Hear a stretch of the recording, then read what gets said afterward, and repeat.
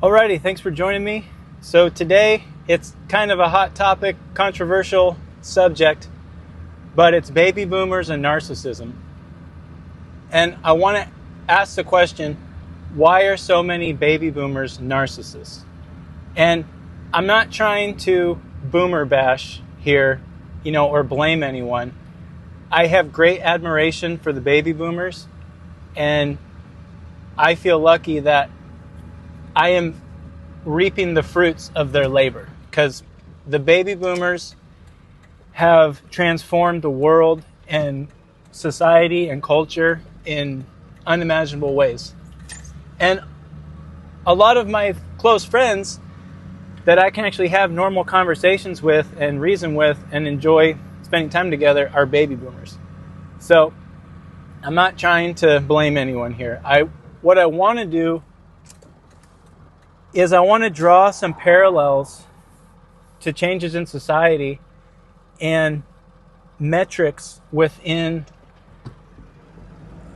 the baby boomer generation. And so I want to do this by going back to a certain period in time. And so the two metrics that I want to talk about are the fact that the baby boomers are the largest generation in modern history, and the other metric is they've built up the greatest wealth in modern history. And so I think we can begin to understand how everything aligned in the world, in society, and for the time of the baby boomers that allowed those two things to happen. The most children ever born in modern history, and the first generation to generate this massive amount of wealth. Huge amount of wealth. So I want to go back to the Enlightenment. And I think it's important to understand and kind of look at the Enlightenment from a certain point of view, because the Enlightenment period was the 16th and 17th centuries, and it happened in Europe. And what the Enlightenment did was it introduced new ideas into the minds of people and into their psyches, and it fundamentally changed the relationship that people had with themselves and the church and the state. And so the ideas that the Enlightenment are famous for are, the concepts of individualism, the pursuit of an individual's happiness, science, introducing science to the public, introducing economics, and all these things. What they ended up doing was, because the way people had lived their lives previously to the Enlightenment was there was the church and the monarchies kind of governed the way people lived. And people lived with a lot more faith. And so society was structured based upon these relationships. And, the church was the kind of vessel that people could use to speak to commune with God. And the monarchies, it was a relationship between the church and the monarchies, where the monarchies, the kings and queens, were anointed by God, and so they were kind of viewed as like holy people. And so what ended up happening in Europe was, after the Enlightenment and people got these new concepts and ideas, radical change took place in Europe. And that's when you get, the French Revolution, which was kind of the beginning of the toppling of the monarchies. And then that eventually led to the Russian Revolution, the Soviet era, which toppled the monarchies of Russia.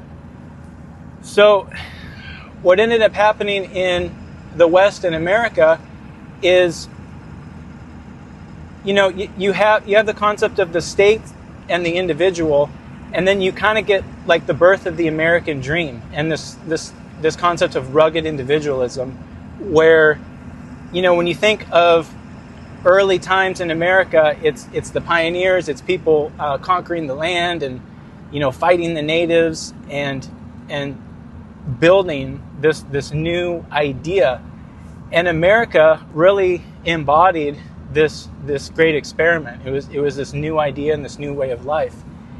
And what ends up happening is, through the ideas of the Enlightenment and the advances in technology and the way humans perceive themselves and the world and other people, it really takes form and it takes hold, and it allows for expansion of America and the Industrial Revolution and advancements in technology and science, in medicine, everything. And so, you get to this point in history of Western society, and these concepts that come out of the Enlightenment have led us to this point in time where this perfect storm is created, and it's the baby boomer generation. Everything led to that point in time, and the baby boomers embody all the work and all the effort, all the energy that went into this shift in culture and society and the world. And what you had was these people that are born in this time. And when we think about classic American culture and society and what America means to us, it's the childhood of the baby boomers. Watch the movie The Sandlot. You can't help but feel nostalgic and really think about all classic American culture was the baby boomers' childhood. Soda fountains. You know what I mean? Like, you can't deny it. It was an amazing time, and everything supported the baby boomer generation. Their parents are coming off of World War II, and the economy's booming. Home prices are low. Everyone has jobs. Factories are rolling. You could have, common family sizes were big. Like, both my folks, it was like 5 or 6 members, 5 or 6 kids in the family. So society supported this way of life, and it allowed for the baby boomers to really have a solid childhood, solid family unit, solid structure, and a firm foundation that led to them executing, I'd say, some of the greatest achievements of any generation. And I don't think we'll see a time in life or a time in history where we see what the baby boomers were able to accomplish. I think that was a one time in history. And personally, it's amazing to see what they were able to do. And, we see it now of everything the baby boomers have accomplished.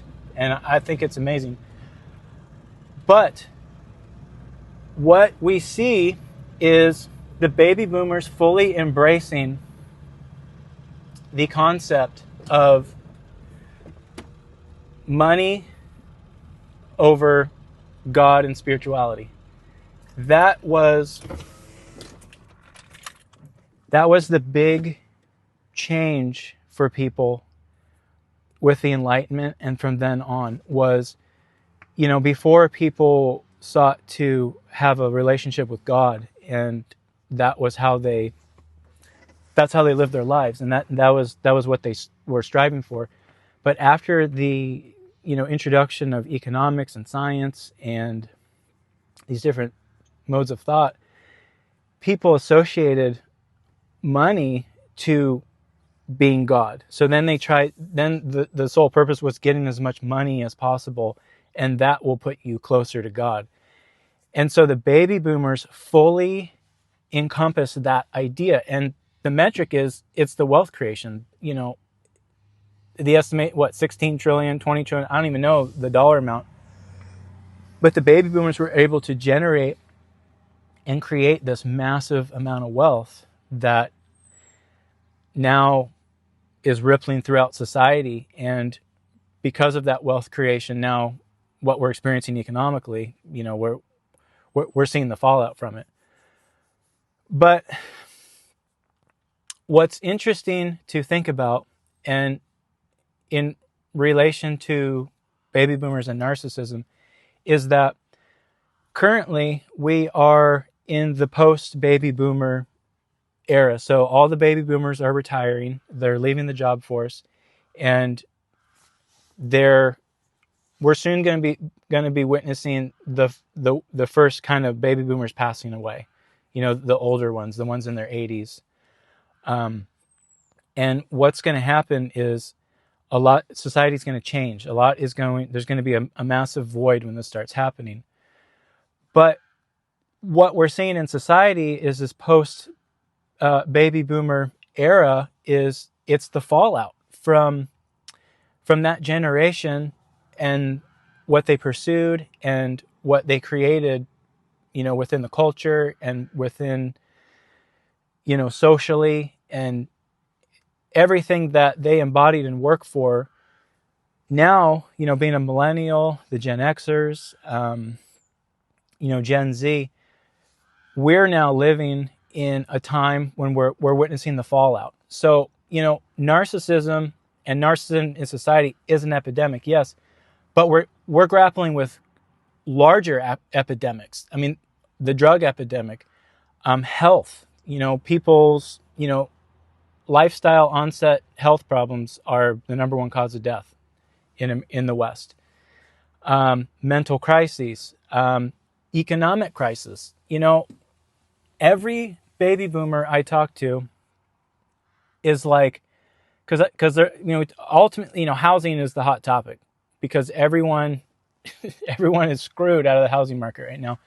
And where I live, the average medium home price is $480,000. You talk to baby boomers and they're like, oh yeah, my first house was like $5,000, or like my parents, their first house was $40,000. And I spent $40,000 remodeling the little cottage that we live in just to make it livable. Man, if I could get a house for $40,000 that was in a nice place to raise a family, I'd take that deal in a second. But that way, those days are gone. And that's okay, because, we all have the capacity to be resilient and figure out other ways to have a good life and have a nice home.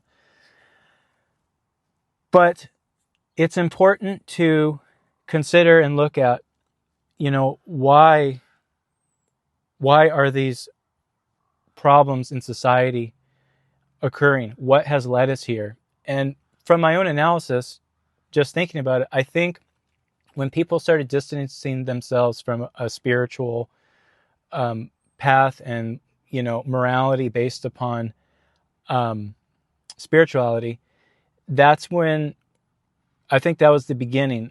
Because now you see within society, it's all money based. So we're at this point of like, money is God. The wealthy people are more godlike, and everyone is pursuing wealth creation and money. That's what drives everyone's purpose. And it doesn't drive everyone's purpose, but that's what society pushes: is work, and get as much money as possible, and that's the good life. So I think if we can start thinking and realizing that we're experiencing a spiritual deficit, and there's a balance there. It's okay to pursue wealth creation and making money and having a good career, and that's good. But there's a balance between solely focusing on making money and pursuing a moral, a spiritually fulfilled life. And that balance can exist, because that's the trick. It's this balance between these different pursuits. So, you know, I don't know. Speaking from a millennial's perspective, everywhere I go, there are baby boomers are everywhere, man. You go to the grocery store and there's so many baby boomers. And especially where I live, there's a big medical industry based on retirement and caring for the baby boomers. All my friends are nurses. Literally anyone that has a job and like has a home. This is interesting. The two demographics within millennials that have prosperity, they're either in healthcare, servicing the baby boomers, or they inherited wealth from the baby boomers. A lot of my friends, their parents just literally bought them a home, or they inherited wealth from their parents, and that's how they're making it, and that's okay. That's fine, but it's interesting to think about that and acknowledge that not everyone has those opportunities. But the general feeling I get from a lot of baby boomers is, and this was kind of leads me back to why so many baby boomers narcissistic, is that it's a feeling of inconvenience. Whenever I'm at the store with my family, the kids, and we're in the baby boomer space, it's like they're so inconvenienced by the fact that we're even there. Like we even exist. We're in their space. They have to deal with us. It's it's general negativity, which, that's fine. I have a lot of positive interactions with baby boomers, and I don't want to deny that, but generally when we go out in public, that's the feeling. And you kind of think about how the baby boomers grew up and the experiences they had, and I'd have similar feelings if I was responsible for the way of life that now these millennials get to experience, because we live in the society that the baby boomers created. All these systems, the fact that we have technology, the fact that I can speak to you via this phone and the internet and YouTube and all this stuff. This all came from the minds of the baby boomers. And so I would have, a general feeling towards other generations where, maybe they don't understand. And, I think it's important that the baby boomers are recognized and honored and appreciated for their accomplishments. But I think it's time for the baby boomers to just kind of pass the torch. You see it in politics where, the people running the country are baby boomers. You have some of these people in the Senate, in the House, and they literally die at their desk. These people are in their 90s. And I think we need more representation from the millennials. And, there's just not as much civic engagement that there once was. I mean, when you think about classic politics in America, it's JFK. It's the baby boomer era. It's what they grew up in. And now politics in America, it's a shit show. And a lot of people are disillusioned by it. And I think it's because, in part, it's like the baby boomers just need to pass the torch. The right millennials, Gen Xers, Gen Zers will rise up, the intelligent people that can lead the country and bring us to a better place. That does exist.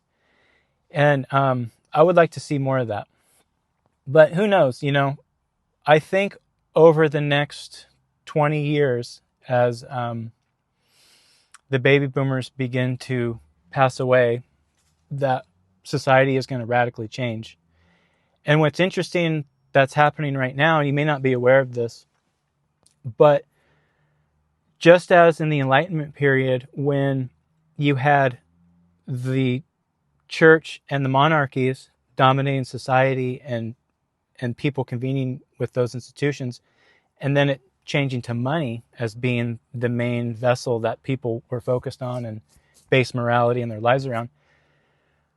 That system is changing now. And so what we're experiencing now is this technocratic era of kind of being ruled by science and being ruled by experts, and with the with AI, it's going to replace money as being the main focus and the pursuit of godliness. Because now what will happen is AI will be the new God, and you can just ask AI, what is the meaning of life? And AI will give you the answer. Where before, the meaning of life was like, it was up to the individual.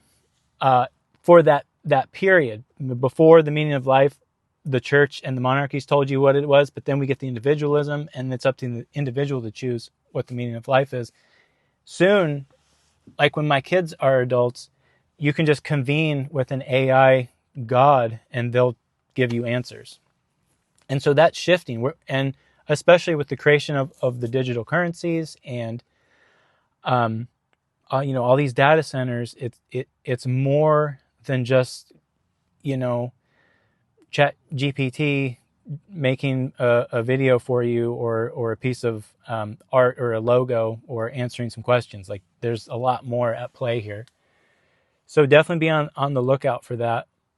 And it's an interesting time, and it's going to be sad when the baby boomers are gone and that way of life is going to be forgotten, because it's up to the millennials and the Gen Xers to carry that torch of that way of life. Because, before the advent and the complete domination of technology within society, life was good. And the baby boomers were kids up until young adulthood, and then even parenting. I mean, even in the 90s, I'm so fortunate to have lived in the 90s and had my childhood in the 90s, because it was that bridge point between the analog old world and the new introduction of the technocratic society.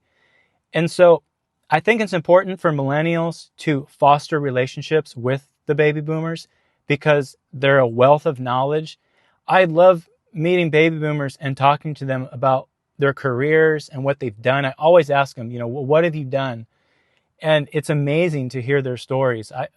So many of my friends have accomplished so many amazing things, and I'm so happy for them. And it does sadden me that so many baby boomers are experiencing, mental crises, health crises, financial crises, all these things that, they deserve a good way of life for their golden years. And, for me, experiencing narcissistic abuse in a emotionally traumatic family environment, that's what I want for my parents. I just want their golden years to be good, and they can be happy and healthy and just be calm and comfortable in their old age. That's what I want. But at the same time, I'm doing what I can to provide that for myself as well. So, it's something to think about, and I think it's important to ask the question is, why is narcissism so prevalent within the baby boomers? And those two metrics of course, there's so many of them, so it's kind of default by numbers. If there were more millennials, there'd be more narcissism within millennials. But those two metrics of the largest generation in modern history and the most wealth creation in modern history are interesting to look at. So anyway, if you made it this far, thanks for watching. And this was not an easy video to make, because I know a lot of the viewers on YouTube are baby boomers, but it's interesting just to flesh out these ideas and have a conversation about it. So anyway, I appreciate you watching.